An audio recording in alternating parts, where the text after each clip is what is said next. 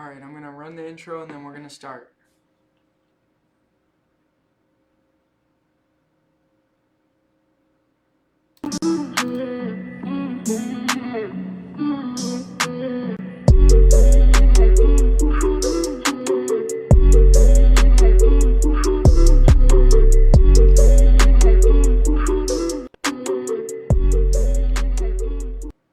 All right, guys, we are live. Welcome back to the Millennial Motivate podcast. Can you guys hear us? Comment if you can hear us. Welcome back to the Millennial Motivate podcast. Let's see, can you guys hear us? Let's get it going. Can you guys hear us?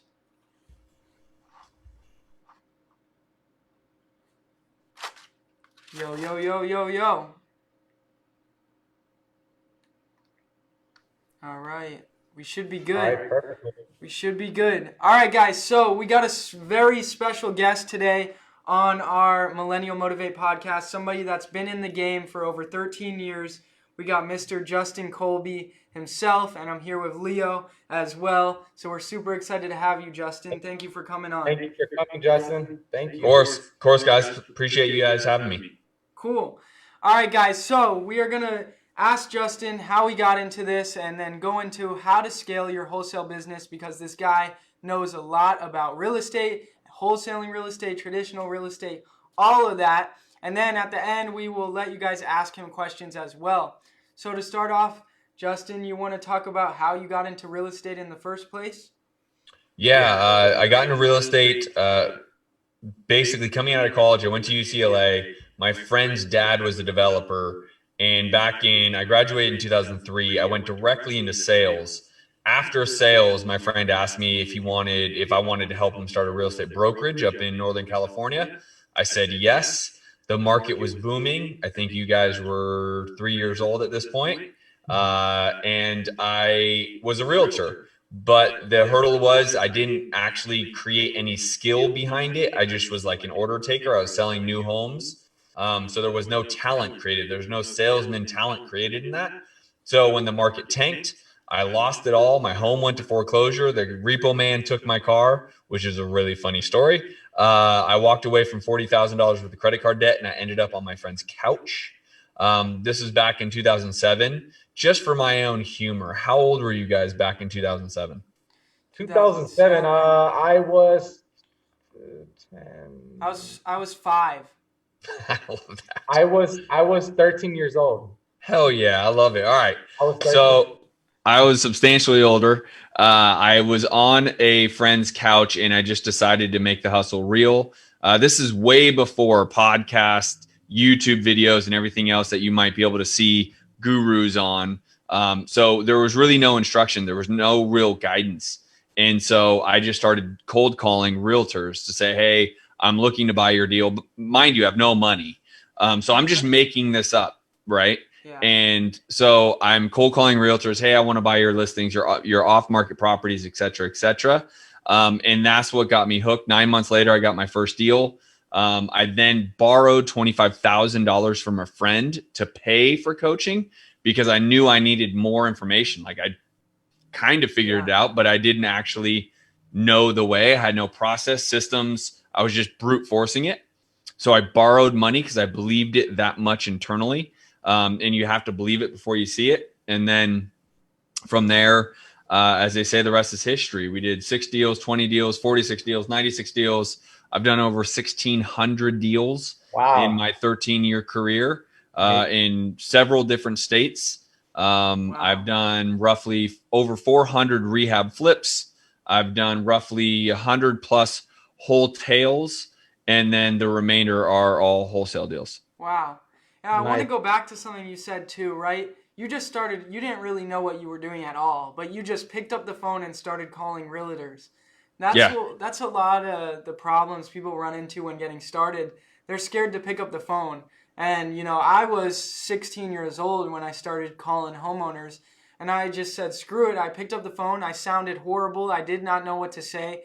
I was stumbling over myself. I would get into like, hey, would you be interested in a cash offer? They said yes. Now I would ask them about the condition, and I'd just stumble right there. I couldn't get any further in the call. I couldn't complete a call from start to finish with a homeowner. But over time I did, right? And it's the scarcity mindset of, why can't you pick up the phone and just try, you know? And then look, it led to you being in real estate for 13 years and it being the career for your life. It led for me to be able to have someone like you on a podcast for me to interview them, because I've been able to do good enough in real estate at a young age.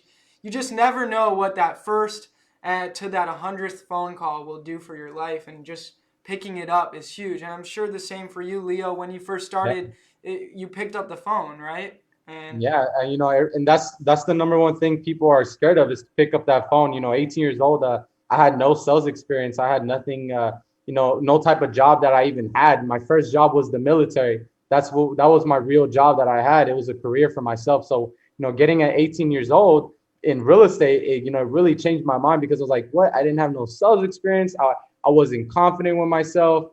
So that's something that you definitely have to go through. You have to go through that barrier to be able to get to the other side of greatness, really. And look, Justin's been in for 13 years. I'm pretty sure you went through so many failures in your business throughout all this time. I actually want to ask you, like, what would you say are some of the main hurdles you had to go through, you know, when you first started in real estate? You yourself. Oh man, so many, but almost all of them are up in here first, right? It's the mental hurdles that really are people's detriment. You know, the tactical hurdles, or the shifts in the economy, or, you know, the mistakes you might make if you buy a flip that doesn't work out, all that kind of stuff. That's going to be natural within the space, right? You know, and for those of you who have been in the space for less than 10 years, God bless you. You've only had the ability to make money. The economy has only been booming for over a decade. So if you haven't been in this space during a time like we experienced back in the recession, just keep crossing your fingers and working hard, because there will be a massive shift for all that. It'll change your business. You must be fluid. You must be able to maneuver with the times. And so a lot of that, well, not a lot of it, almost all of it is right here in your head. And it's the days that you don't want to call that you need to call. It's the days that you don't want to do. It's the deals that you lost because someone else got the deals. It's the things that you don't believe in yourself, or you don't believe that this can actually work in your market, or all of those things. That's the mental game that I pride myself on being incredibly mentally strong. And don't get it twisted. In 13 years, I've had my incredible ups and I've had my downs, and I've made my mistakes and I've lost money and etc. That's part of the game. If you ever experience anyone who's never lost money flipping homes, they just haven't flipped enough of them. I mean, that's the reality, right? You do one rehab flip and you're profitable. Awesome. Yeah. Go do 500 and tell me you're not going to lose money on some. So something you said too about your story, getting into it, right? I just uploaded a YouTube video today about how to reinvest your first check from your first wholesale deal, right? And I said in that video to get mentorship or buy some sort of knowledge. And right, you did your first deal, correct? And then you spent 25 grand. You borrowed money because you didn't make enough from your first deal to buy it all. So you even went out of your way to get more money, and you invested in a mentor. And did that completely skyrocket you to more deals?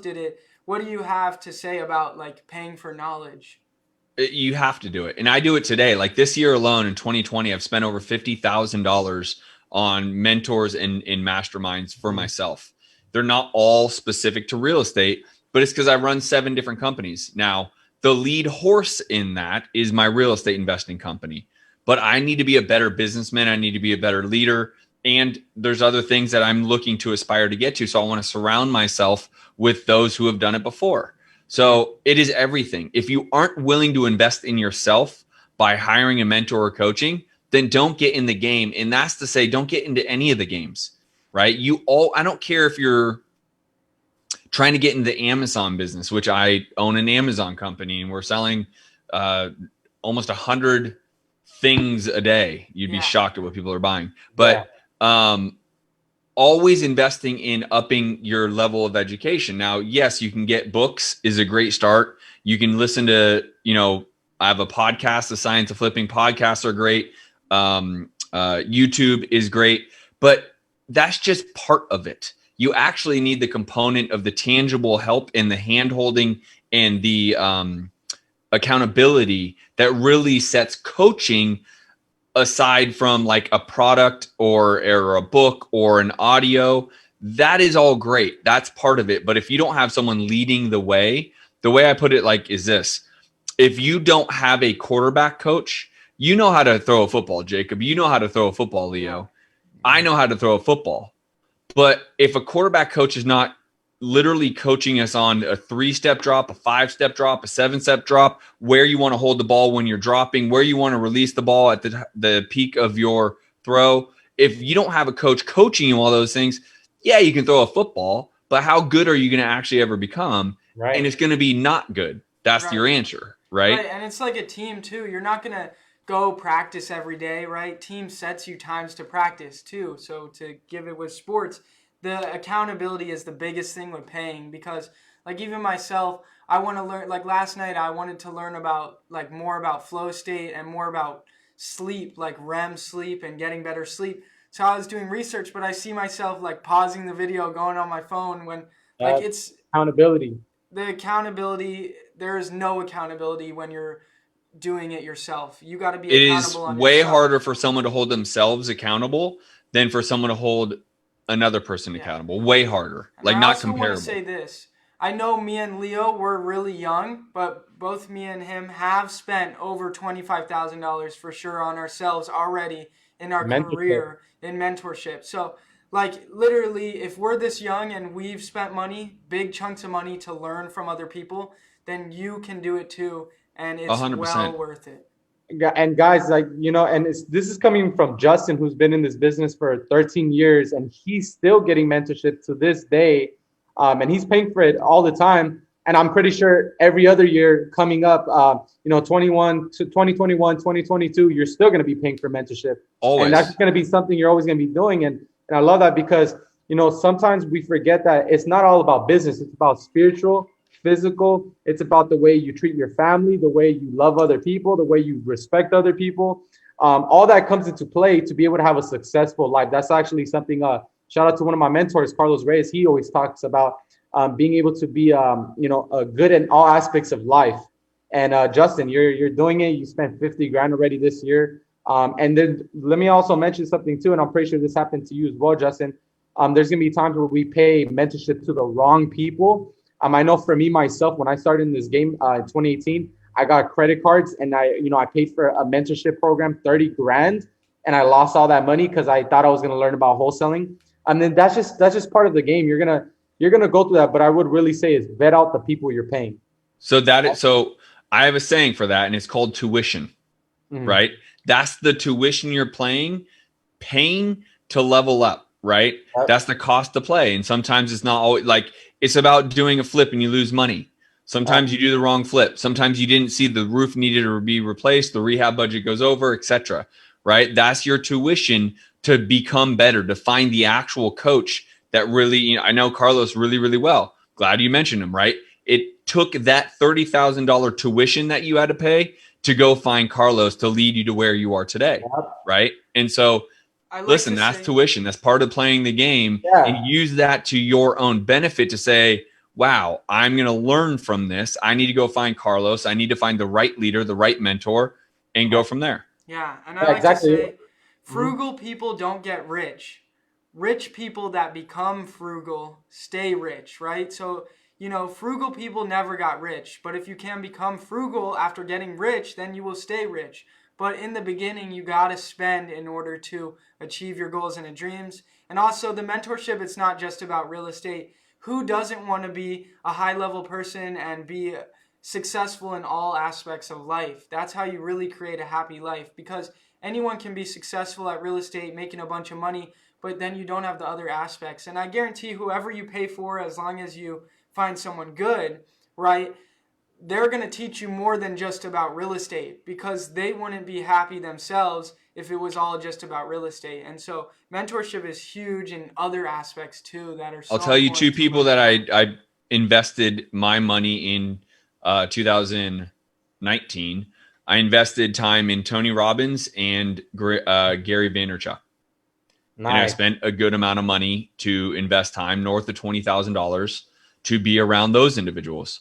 And so to your point, it's not just about the tactical real estate and wholesaling, because at that point, you know, I'm one of the best to do it. And so I don't need to necessarily have someone teach me wholesaling, but to be a better business owner, to be a better leader. I think that's a big ball that people drop, is they don't know how to be leaders. They think they're leaders because they're charismatic, but there's a real actual art to being a really good leader. You don't just have charisma and be a leader.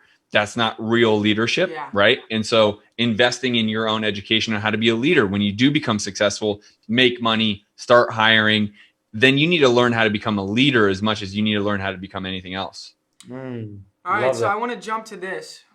You know what you're doing, right? You've tried it all. In-house cold callers, virtual cold callers, every marketing channel, you've tried it all. You know what works for you. You know what doesn't. You know what works in the beginning, and that's what's good to start with and what's not. So what would you say to someone that, is kind of stuck at doing 1 to 2 deals a month? Or say this is a person that does 2 deals and then it takes like 2 months with nothing, and then they do a deal, like either no consistency or a small amount of deals a month. How do we get consistency, and how do we do more than 1 to 2 deals a month? So first, you have to be consistent in your marketing, right? So anytime you shut off market, slow down marketing, have a week where you forgot to give the list to the cold calling company so they can't keep, like, those little breaks, they actually really hurt more than people tend to realize. You might just think, oh, it's okay, I'll get it done next week or whatever the case may be. But everything is a lagging indicator, right? So the effort you put in today, you're not going to experience till roughly 90 days.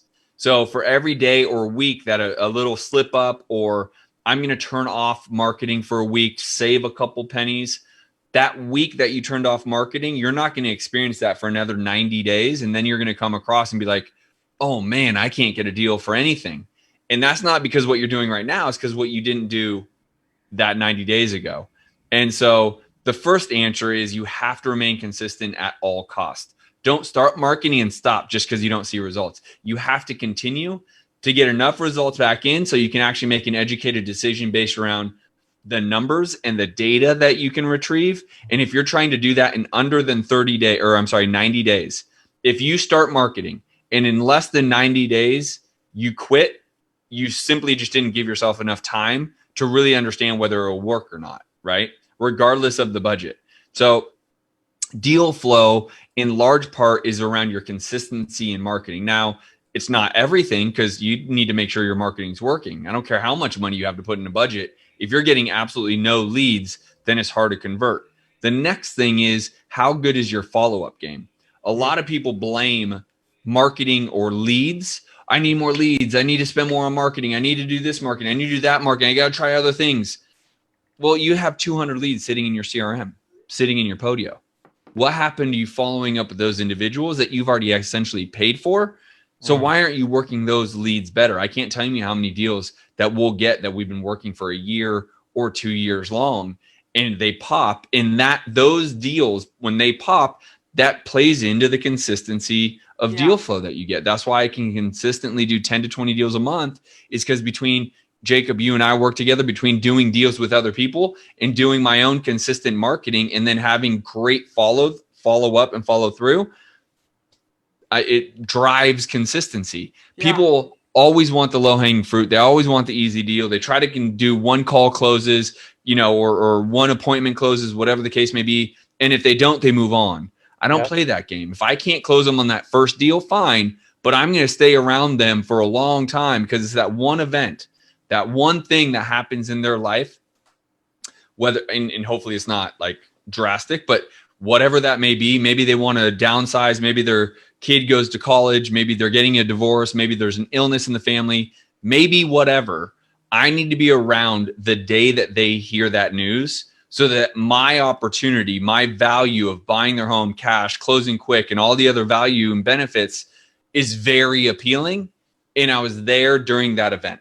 That's all I'm looking for. I love that you mentioned that, Justin. I just closed the deal 4 weeks ago from a lead I had last year, and it was sitting in my CRM, and I just closed it from last year.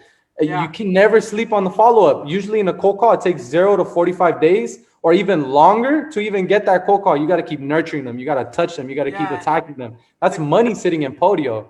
in your whatever CRM you have. The company that can figure out, like, it gets kind of overwhelming when you start doing a lot of marketing. You have a lot of leads, but that company that can figure out how to stay on the follow-up the best with all these leads makes the most money. The money is in the follow-up, right? I'm about to close a deal that's been in our system for a year. So you just never know. And I also like that you said that firsthand. I like how you said consistency with marketing. And it's consistency with you spending money and taking risk, because this year firsthand, because of COVID, we kind of scaled back a little bit on marketing, which was the worst thing we could have done, the worst mistake, because literally the effects showed, right? I did way less deals for half this year than I did for the second half of the year, way less deals. And, you know, I can't imagine if I just went as hard with my marketing as I'm doing now throughout the whole year. I would have double the amount of deals, double the amount of money. So really the consistency is huge. And, you know, firsthand, even with something crazy going on in the world, I needed to stick with my marketing. I didn't turn it off completely, but I should have stayed at the same. Mentally, it was kind of a thing to fight through that. And it's true. When did you slow down your marketing? Right when it hit, like right in March? January, February, Oh, March. well, March. No, you were probably going hard in the paint. You were probably spending a lot of money and doing a lot of marketing January through March, right? Because COVID didn't hit till March. Yeah, so like beginning April. So you probably have that inverse. I feel like I turned it off February, March, turned it down. There was COVID happening. That was before COVID. That was a little bit before COVID. Yeah. I don't know. I don't know the exact date. So all I know is I turned it down, and it was the worst mistake ever. So even somebody that is doing deals consistently, if I slow down, then it kind of went inconsistent for a bit. And that comes into play no matter whether you're just starting or whether you've done a lot of deals or not, you know. Let me say one thing to that, though. If you are inundated with leads, slowing down your marketing could be an okay thing. So for example, you and I both go, or I think even all three of us go pretty heavily on the cold calling. I also do direct mail and yada, yada. So let's just use cold calling just because we're all very familiar. If you have 10 callers, because right now I have 10 callers cold calling, and my team gets inundated with leads, I know they're not going to be working those leads efficiently. So now I'm basically torching money, right? Because I'm paying to get that lead in the door and my team is fucking it off, right? Like they are not working it well. It's wasted money, right? And if you're doing cost per lead and that cost me, let's just say $500, I just torched $500 for a lead that my team didn't work very well, right? Yeah. Not great. So in that case, if marketing is really working and is becoming effective, going from 10 cold callers down to 8 might be a good, valuable play. You're not turning it off. You're not going from 10 to 2. You're just incrementally decreasing it so your team can be efficient. One thing I don't like when people say is just pour more money in your marketing. It'll work. Do more deals. Just do more marketing. Yeah, but there's a point of no return where you get what am I trying to say? You're out kicking your coverage, right? You're getting too many leads, your team's not being efficient, and you're just torching money for torching money's sake, right? And so you have to watch that too, right? So yes, I'm telling you, never turn it off, don't quit, things of that nature. But I'm also saying, watch the leads bring in. Like, let's just say, Jacob, you just got started and you're running your own business and you're bringing in 30 leads a day because you hired 10 cold callers. Jacob can't handle that. Right. It does no good for Jacob, right? So that's the next thing, is you also have to have an understanding of how well you're performing and or your team's performing, and adjust. Yeah, there's got to be quality with there. You got to make sure that each lead is getting the right amount of time from your acquisition guys or from yourself. There's no point. I would rather give people less leads. Yeah. There's no point in having too much where you can't even handle it. And then you're giving each lead less time, and now you're probably throwing deals away. Yeah, I went from 10 to 2. That's where the problem happened. 10 to 2. You should have went to 10 to 7 maybe. 10 to 8. 100%. Right? So consistency is everything in this business. Yeah. And let me ask you, Justin, what is your company structured like? Are you more of the, the virtual type? You're doing deals just in Arizona. What does your structure look like for your company right now? Yeah, so we are in Arizona. So we're in Phoenix and Tucson. So pretty much the two major cities in Arizona. Okay. We just opened Oklahoma City literally 2 weeks ago when we got our first contract today from cold calling. We are likely either going to start, well, there's a couple cities on our radar, but we're likely going to open up another city before the year's over or just after the New Year's to open up and go virtual and keep everything virtual. Because we are even finding here, the majority of the deals that we're even getting here, we tend to be locking up over the phone anyways. And as Jacob and I can attest, Phoenix is probably the hardest city in the nation for investors as a moment in time. And so if we can do that virtually here, we can do it in other cities. I'm not a big fan of saying, hey, let's just go national. And I know, Leo, you're doing that thing and just go national just to go national. I want to be a little bit more targeted. I want to have the cities that I believe could have some value because ultimately the end play, right, is to build wealth. So how do we do that? Well, sure shit, not by wholesaling and flipping. It's by buying and holding. So I want to be in markets where if I find a good deal, I can take it down and actually keep it in a portfolio. So I'm being a little bit more strategic than just saying, screw it, I'm doing national everything and let's go, right? Yeah. We had a conversation about this where, it doesn't always make sense to go into another market because what if you spend more time just focused on your market, right? Totally. So that's why I think important. I would tell anyone to focus on your market first, right? Especially because you're physically there. Because there's no doubt. I don't know, 2 or 3 weeks ago, we got a lead. A realtor called me, said, hey, I have a friend that needs to sell right now, but they need to close in 7 days. Can you go see him today? Wow. I called my acquisition guy. He said, yeah, I can be there in 30 minutes. We got the deal right then and there, and we went and made $20,000 on that deal because it was in my own backyard. How would I have done that if I was virtual? Right. Probably would not have happened, right? So there's always a benefit to being in your own backyard. Each market has its own challenges. California has its own challenges. Phoenix has your own challenge. But spreading yourself out just to do it or say you're doing it to look cool, whatever the case may be, and not having an actual process behind it, then I would tell you, just stick to your own backyard. You and I were just talking, Leo. You just did a 40 pounder in your own backyard. Yeah. Why would you divert? Why not go, again, I'm all about my philosophy in business is make your wallet fat. Don't make your operation fat. Meaning like you don't need to grow your operation. You need to grow your wallet, right? That's the key. And a lot of people get caught up in we need to scale, we need to grow, we need to scale. While I was part of that 2 or 3 years ago, pushing people to scale, you can do this. I've also taken a little step back on scaling the right way, which is really important because it's all about the profitability of your business, not, how many people do you have on your team? Right. I want to mention something because you said really staying in your backyard. What would you say for I know this whole virtual thing is like it's now popping now. Everybody wants to do virtual and it's kind of like the cool thing, right? Yeah. But for me myself, I started in California and when I first started in 2018, I started in California. I struggled in California, but I struggled not because of the market. I struggled because I was marketing the wrong way. That's why I struggled. So a lot of people coming up in this game that maybe they're in tough markets, such as Phoenix or California or, other major cities. What would you say to them if they're, they're starting off in a major city where there's major players already? And they're like, well, why don't I just do virtual? Because if I stay here in my main city, it's a bit rough out here. What would you say to that? Like, would you recommend? Because, again, I think it's interesting because I do see a lot of people struggle here in Phoenix, a lot, right? To get their first deal or maybe they get one deal really quickly and then it's like, how do I get my next one? They keep fighting against the grain and it is a really impacted market. I'll tell you, there's no market that's going to just be easy or lay down.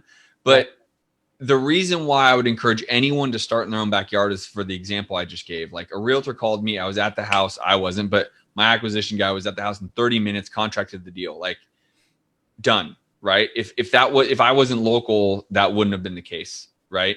And then if you don't have the experience to do this business and you don't really even know assignments yet, and you don't know the contract, and you don't know title and escrow process, and you try to go virtual in a judicial state where they use closing lawyers, and that how different that process is to escrow and title here, like you're just causing yourself more issue than need be to get started, right?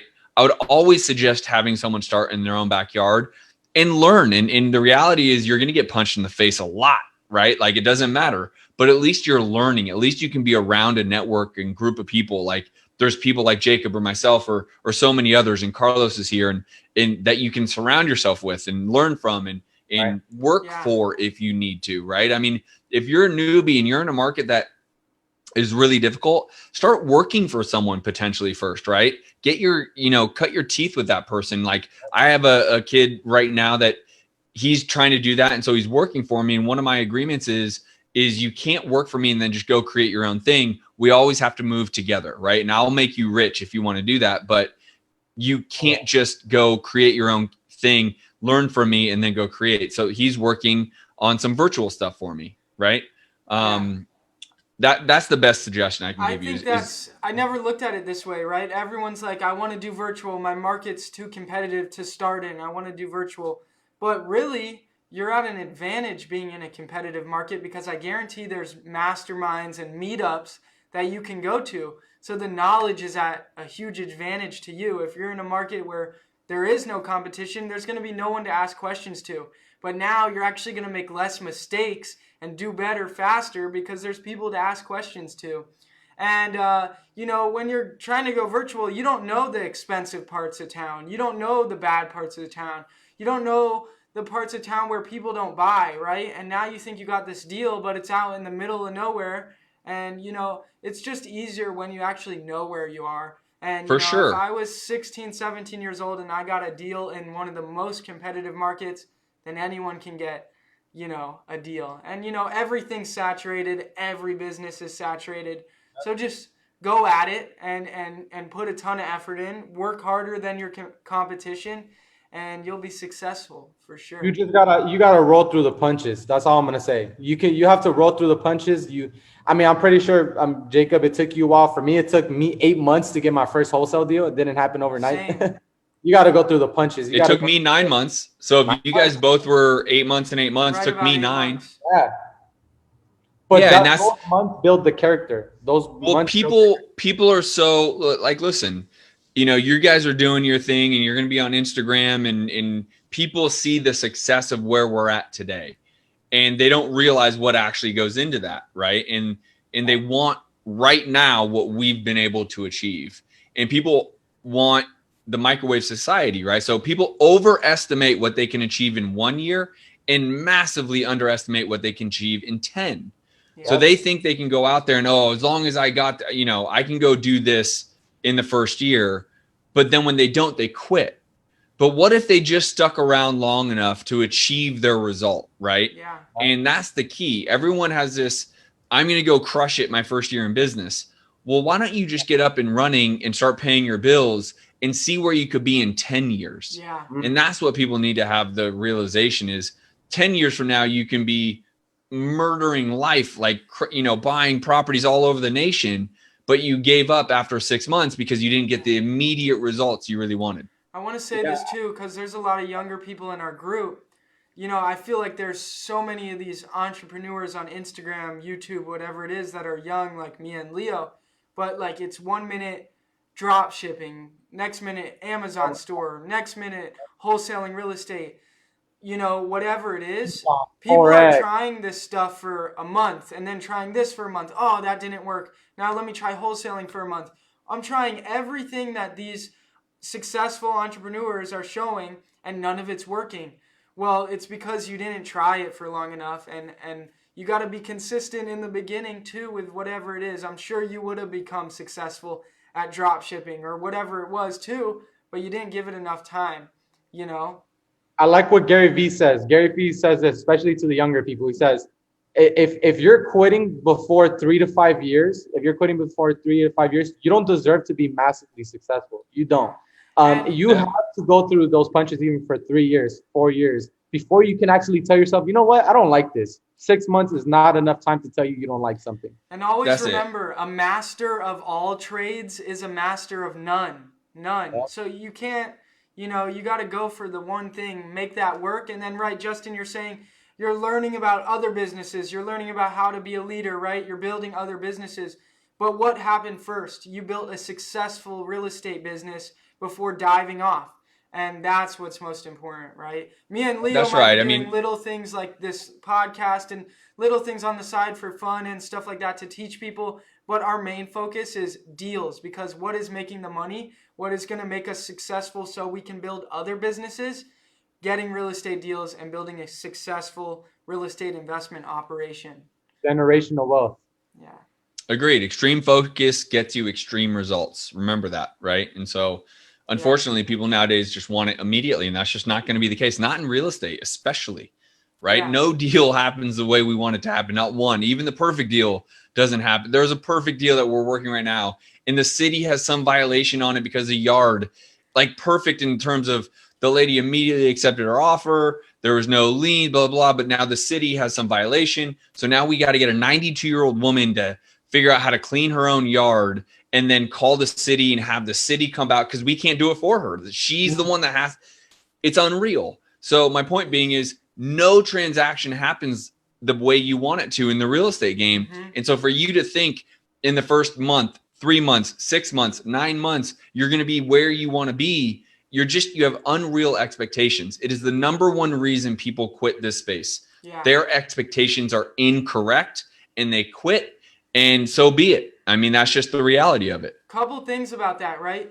My first few deals were streamlined, super, super easy, right? But then after that, they started getting more complicated. Things started popping up, cash for keys agreements. How do I get the tenants out? Oh, the tenant's mad. Oh, this, oh, that, right? She's got to clean her yard. There's a violation. There's a lien. There's a judgment.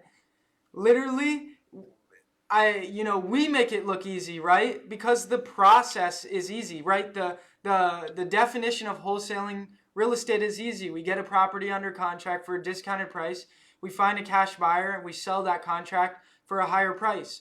But, the concept, anyone can understand it, but really it can become really difficult at sometimes to close these deals. And you got to learn more. You got to ask for advice, or hopefully you have a good title escrow officer, because they can help you figure out stuff like this. But it becomes stressful sometimes. It becomes a major headache, a lot of these deals. But that's what we work through. So, I feel like even me and Leo make it look easy, like you can just get right into this business and in a year you'll be really successful. Me and Leo were in a year. We have been in a year. You've been in 3, but in a year's time, like 2020, we have been able to scale our businesses a ton and do a lot more than we thought we would in 1 year. And you definitely can. But we work so hard. It is not easy. This business is not easy, right? Every day I'm here till late at night. I'm stressed about it. I just want to scale and this and that and this. At night, I'm learning how to, like I just said, I'm learning how to get better sleep at night, because it's all these aspects. It becomes a lot, and that's what people don't see.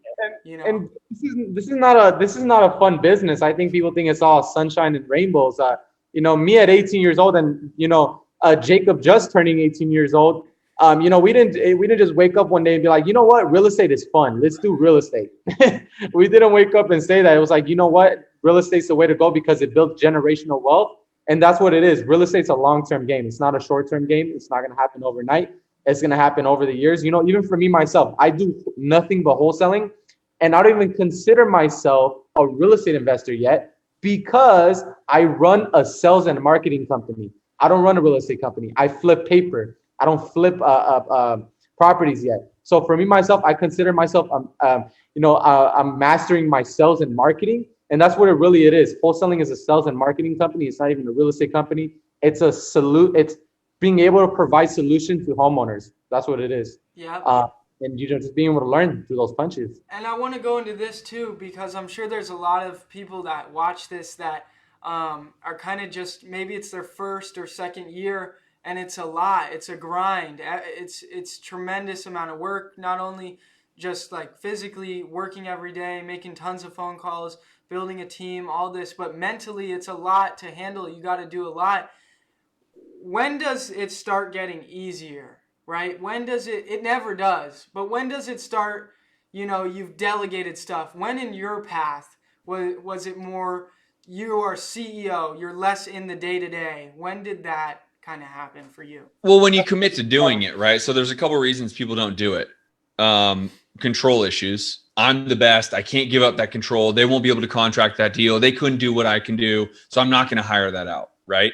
And having control issues really hurts us men, right? Like the one that has to do it all, they can't hire. The second is committing to actually doing it. So even when your team member, your employee, or whatever you want to call them, doesn't effectively do it well, this isn't a meaning for you to hire. It's a time for you to train and educate, which brings me to the third part. When you start to scale, it doesn't mean you have less work. That is so false. It drives me nuts. Scale your business so you can live your life vacationing all the time. Nope. Not reality, right? The reality is now you became a leader. Now you have to train and educate and grow the team. And it's a different work. It's not less. In fact, it's usually more work when you scale, because now you have team members that you need to cultivate. You have a culture you need to cultivate. And until you can reach that point of growth where you can really remove yourself because you have higher level executives, people that have been around long enough to help you run it, then you can start to relax and then live a little bit better life. But scaling and hiring your first 2, 3, 4, 5, 6, 7 people, bro, you should be working harder, not less. And I think you got to get to the point probably where you literally stand back and you look like you're watching the day-to-day from above and play out what's going on and see how you can remove yourself more. But that only happens when you have people you trust. And I know, Justin, you've got a lot of good people over the years that you've put under your belt that are on your team, that you trust to run things. And for you, they don't got to ask you every time because they know what your end goal is and their goal aligns with your end goal, right? And that's huge. That's the type of people me and Leo are striving to find, And I love that. So what I've been reading this book, and I'm pretty sure you've read this book. I've been reading this book to my team. I mean, if they're in this on this call, but I've been reading 21 Irrefutable Laws of Leadership. So every single morning, we'll read the book and then we'll go over the chapter. And something to build a success, and in every chapter it talks about is to be able to build a successful organization, you just need the right leaders in place.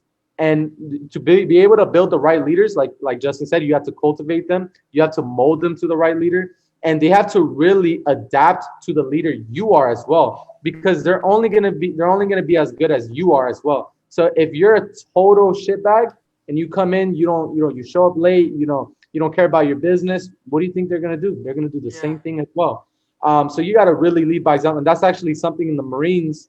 They really, really put down our throat, and that's amazing that I'm able to attack that to my business life. And Justin being 13 years in the business, I'm pretty sure he's gone through so many people, but the right ones that are, in his team right now, I'm pretty sure they stuck by him throughout all these years because he has had the right leadership, in place, right? Yeah. Yeah, and that's the key component, that some of it is not teachable. There is a charismatic thing that leaders will have to have. And you can't teach that. Like if you're just a super awkward dude, very difficult. But then you have the outliers, like look at Mark Zuckerberg. Like this guy is not the life of the party, but he was brilliant and aligned himself with others that did have that charisma. If you've ever watched, what is it called? The social network. Social network. And he started to align himself with people that believed in what he was building and then became what it is. Right. Yeah. But the reality is, Brian Tracy does a lot of good books and audios about leadership. Obviously, Tony Robbins does a lot of great books about leadership. And there's so many others, Zig Ziglar and just so many others. Darren Hardy is relevant right now about leadership. Who I don't believe to be that great is Grant Cardone. I don't believe he to be, he has the charisma thing going, right? But I think it's worn thin. But my point being is, it really is a muscle that you have to work out just like any muscle at the gym that you want to grow, leadership is that muscle. And so I've told you, like 2019, I invested in Tony Robbins and Gary Vee for that muscle to grow, to become a better leader. Right. And so I say that to simply say that will be for an ever evolving transition, right? That you will need to evolve as a person, as a business owner, and as a leader. And the time, this goes right back to how we started. When you stop investing in yourself, you stop investing in your business to become better, that's where it gets stagnant, right? Yeah. And that's where, your culture won't be created. You won't have, Jacob, Anthony's been with me for 6 years. Yeah. Right. Wow. People don't leave me per se, right? They, if something happens or their wife is moving, fine, but they don't leave the culture. They don't leave wanting to work with Justin Colby. Yeah. It's because I'm always working on that leadership component. Yeah. Love it. And they can leave. They can leave and create their own companies. But they're around the right leadership. They're around the right culture. So they stick by your side no matter what. And when they become that right person, we're giving them enough where they don't need to go take on all the stresses that we do to do their own thing. They're happy to be side by side. They're making a good living because we give them that because they're the right person. They're the right person. But I like what you said about the muscle thing. Everything is a muscle, no matter what it is, whether you're cold calling, whether you're learning how to do marketing, right? Every single thing you do in life, it's the same as a muscle, and it's the same at working at a gym because the brain works off of repetition. That's the brain's main language, repetition. The more you do something, the better you'll be at it. The more you learn about a singular subject, the better you'll be at it. Everything is repetition. The more you do, the more you're better at it. And I like that you brought that up. That's huge. And I also want to mention something real quick. It's when you because Justin was saying he's been with you for 6 years. Is he your acquisitions? Yeah, now he manages the entire business. So like when we went and opened up Oklahoma City, he had to go open up Oklahoma City, right? So we game planned together, and then he had to go execute the game plan. And so we brought on 2 acquisitions for Oklahoma City. He's overseeing it. He's also running acquisitions. So he's taking half of it, and then the other leads get split between the two other guys because he needs to also know what hurdles do we see in Oklahoma City? What challenges do we see? So you can't grow without doing it first. So he knows he has to be heavily involved in the leads, the lead intake, understanding, so that way he can train the right people. But yeah, effectively he manages and runs the company. I'm there for oversight. I'm there for connections like Jacob. Jacob and I have done, 15, 20 deals this year, right? I'm there for that component. But when it comes to the actual business, he manages and runs it. Nice.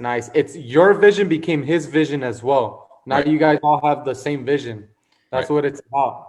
Love that. Justin's pretty good at painting the picture, and that's what's important. So it is. You have to have a vision so they can see it. I do want to ask Justin something. So Justin, are you just doing wholesaling? I'm pretty sure you did mention flipping. Are you adding to your portfolio as well? What does your real estate business look like outside of just wholesaling? As a moment in time, it's all fast cash. So I'm currently wholesaling, and rehabbing. Nice. The one detriment to myself that I will openly say is I've never started to create the wealth of the portfolio. And that's likely, well, it's not likely. It's because I've been selfish. I like the big paydays, right? I like the nice things. I like to spend my money. I like the watches. I like the cars. I like the things. Now, with that said, there's a seasonality to some of that stuff, right? So now that I'm recently married, I'm expecting my first child. The way I think about life is very different. Doesn't mean I'm going to not like nice things. It just means I'm going to be looking at how I grow my company differently, right? Yeah. And making different decisions. So it's totally okay to like nice things, whatever, right? I'm not as flashy as most. I do have nice things, but I think people over social media have become, who's got the biggest flex and all that stuff. I get it. That's fine. As long as you're making your money, I have no problem with it. It's not my vibe. And as long as you're actually making the money, that's another thing is some people I think don't make the money to have the flex, but they do things to show flex, whatever. Yeah, I think a lot of people, they don't want the $450 worth of cash flow, They don't understand that over 30 years equals a lot of money, right? But we want these big checks, but ultimately buying and holding, but buying good deals, right? And even on seller financing subject to, you'll create so much more wealth than cashing a 20K check. And That is that's right. what you got to look at. You got to do both. It's for sure. Well, there's a whole other thing that's not often talked about, but when you start to have equity in these rentals, banks start to lend you even more money. Yeah. Which essentially some of these banks will actually just lend you lines of credit that you can take and actually essentially pay yourself with, right?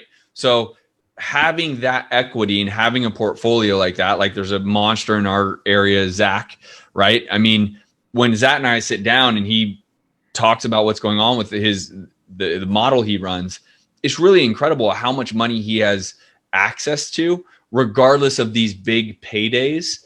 I mean, he'll never need for money again. And it doesn't matter if it's $100 or $200 or $300 a month in cash flow. It's not about the cash flow for him. It's about what having those properties and assets can do when you take it to a bank and what a bank is going to be willing to do when you have those assets. That is not often talked about. And there's such a power play there, because talk about going and getting money for cheap to allow yourself to go do more deals or whatever the case may be. It's really incredible because you can leverage your asset. Hey, I need a personal loan for $150,000. Okay, here's 10 homes that you can leverage because I have, $1 million in equity in them. He was on our podcast, the second episode. Yeah, he spits some gems. I like that. I want to dive into one more thing because we've talked about this on I think we even talked about this on Zach's, because his business is relationships too. A huge part of his business is relationships too with wholesalers, so he can get deals. I know you talk a lot about relationships, and I think it's very important for people starting in this business to pay a lot of attention to these relationships in order to learn from other people, in order to make less mistakes. People are always asking, how do I get in touch with the high-level people, right? This, that, and the third. But you're the master, I feel like, at relationships in this business, so I want to hear from you on that. I appreciate it, dude. It is my strong suit, truthfully. And that's, again, something that isn't you can't really teach it well, but communication and people. And so the best way to make those connections is just to ask for them. And I know that sounds so simplistic and dumb, but if you're on Facebook and you want to connect with me, let's just say you're in Phoenix, then connect with me, shoot me a private message. Hey, dude, wanted to, because I think I have 5,000 friends or whatever the max is, who cares? The point being is actually go try to connect with me. That's where it's the courage to be able to just say hi. What am I going to say? I hate you, F off? No, I'm going to reply back because I'm a normal dude. Hey, what's up, bro? How are you? Right? Like, or whatever the case may be, and make that connection. Put yourself, what people want is always on the other side of their comfort level, right? Always. What you want is here and your comfort level is here. That will always be the case. So you always want to put yourself outside of your comfort level.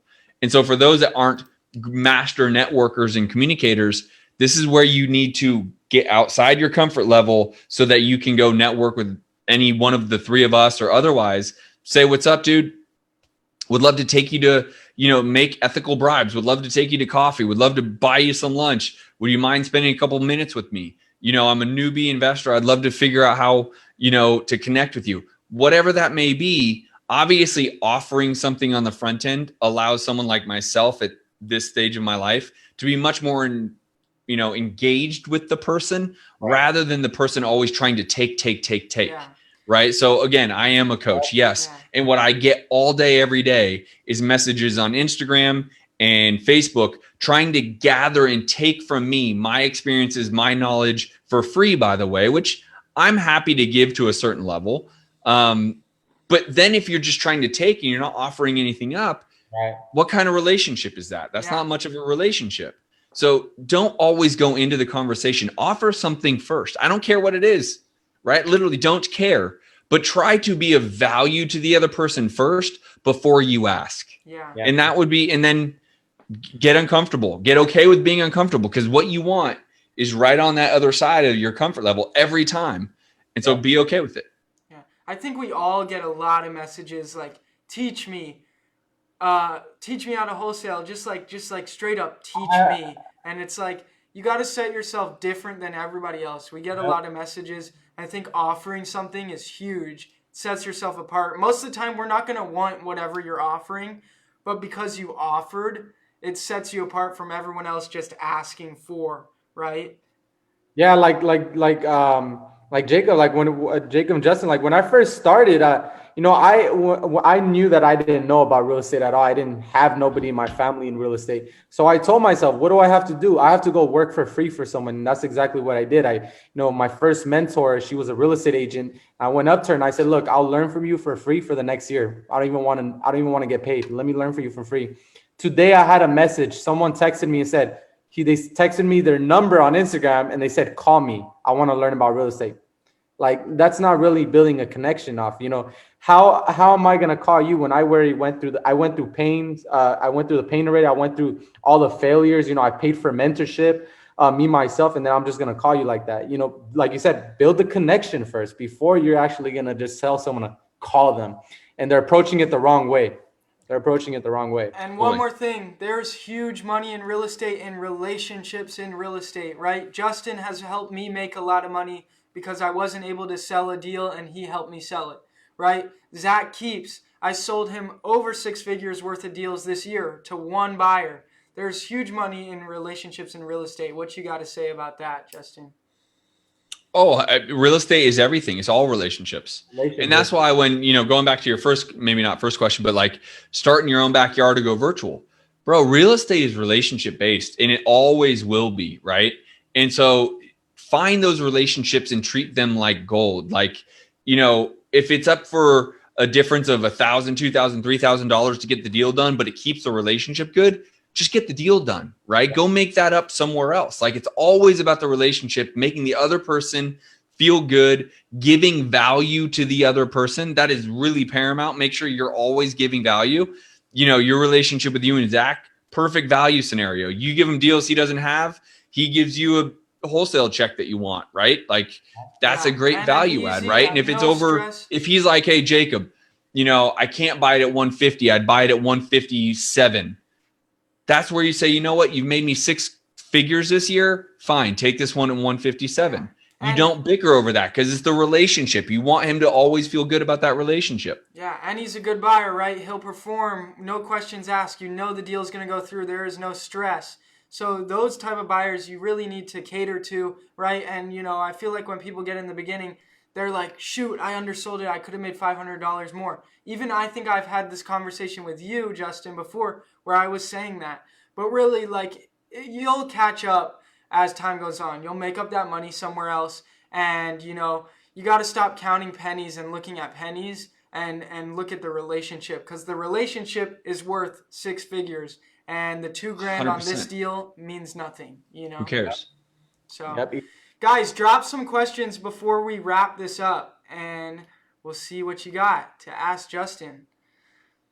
Also, I want to say this too. We are coming out with Millennial Motivate hats. Unfortunately, Leo hasn't received his yet. Maybe it got lost in the mail. Wearing a real hat. Who knows? Yeah. But if you want one, it looks the same. All of the profits are going to be going into building a studio here in Phoenix, Arizona, so we can do these podcasts in person live. So we're not making any money off you. We just want you to be able to rep the brand and help us make this more professional. So you should see me and Leo post about this probably next week when we release them. So if you want to know about that. Also take advantage, because, when I first started in this game, I wish I would have seen guys that were young doing this business and actually providing value and bringing people who have 13 years of experience like Justin on, being able to take his time off and, actually get on this podcast with us, without having to, really, usually when you have to get someone on a podcast, you have to pay them all this money, but he was willing to come on this podcast, with us and really spend the time here with us and, for you guys. And that shows a lot because, he's just wanting to exchange the value. He just want to be able to provide the value to people out here. And just look out here, in this real estate business alone, you're going to get scammed by a lot of people. So look at the free value, the podcasts, the Facebook groups, YouTube channels. You're able to get so much free value out there. You have no idea. Take advantage of that stuff. Yeah, and I think I really liked this podcast because it was a different dynamic, right? Me and Leo, you've been in the business for 3 years, right? I've been in the business for two. I've been in the business for 2 years, going on like 2.5 years. I did my first real estate deal at the age of 16. And it's a different dynamic having someone on this podcast that's been in the business for 13 years with us, 3 years, 2 years. So I really liked this dynamic. I don't see any questions coming in, so I think we said it all. Anything to leave them with, Justin?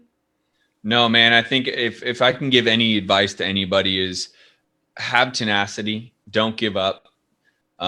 Passion will only get you so far, right? So now it takes the hard work and the desire to actually achieve something big and great and the income you deserve. You deserve it. You can do it. All three of us here are examples of the success you can have. So you just don't give up, and you got to go in there and you got to want it and you got to work hard for it. Nothing's given to you for free. And as long as you have the right expectations, then you're going to be just fine. Yeah. To get it, you got to go get it. We got one question and then we'll end this. What is the best way to get started? The first step is to find cash buyers, ? You got an answer for that? Yeah, I like that as a good first step, because ultimately, if you don't have cash buyers, then it's harder to sell your deals. The issue as a moment in time is it's not that difficult to find buyers, right? And so, a good example would be Jacob and I did a decent amount of deals to start out the year. And as his buyer network started to grow, because everyone is really hungry, he didn't need my resource, which is a list I've built over the last decade, right, of buyers.